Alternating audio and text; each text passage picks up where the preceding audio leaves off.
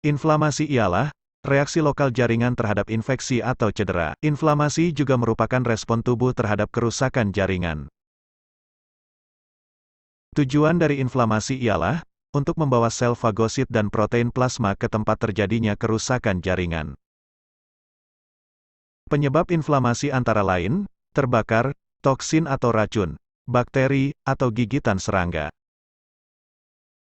Inflamasi dapat bersifat jangka pendek ataupun berlangsung lama. Tanda-tanda lokal respons inflamasi ialah kemerahan, panas, pembengkakan, nyeri, atau kehilangan fungsi. Selanjutnya adalah mekanisme inflamasi. Misalnya terdapat luka terbuka pada kulit, yang disebabkan oleh pisau. Patogen seperti bakteri, bisa saja masuk melalui luka tersebut. Bakteri mempunyai endotoksin yang dapat merusak jaringan. Endotoksin akan dikenali oleh sel mas. Sel mas akan mensekresikan histamin. Histamin dapat memicu beberapa reaksi dari pembuluh darah, yaitu vasodilatasi, peningkatan permeabilitas, dan emigrasi leukosit. Vasodilatasi merupakan proses terjadinya pelebaran pembuluh darah yang menyebabkan kemerahan dan panas karena peningkatan darah yang mengalir ke tempat luka. Peningkatan permeabilitas yaitu peningkatan kemampuan sebuah membran untuk ditembus.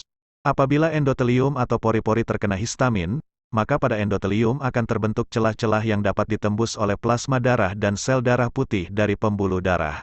Selain itu, apabila endotelium dipicu oleh histamin toksin atau terbakar, maka endotel tersebut akan mengalami kerusakan, dan peningkatan permeabilitas tersebut bisa hingga hitungan jam atau hari.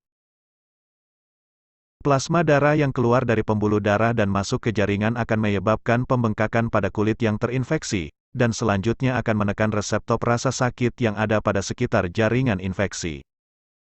Emigrasi leukosit merupakan perpindahan leukosit menuju tempat terjadinya infeksi.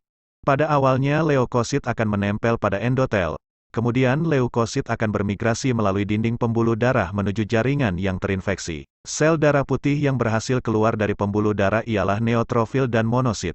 Monosit akan berubah menjadi makrofag. Kemudian endotoksin bakteri akan mengaktifkan protein komplement.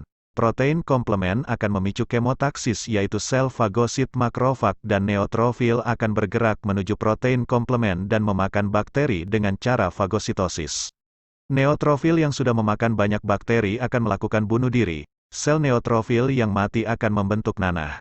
Setelah semua sel patogen atau bakteri musnah, maka kulit akan melakukan generasi atau penyembuhan.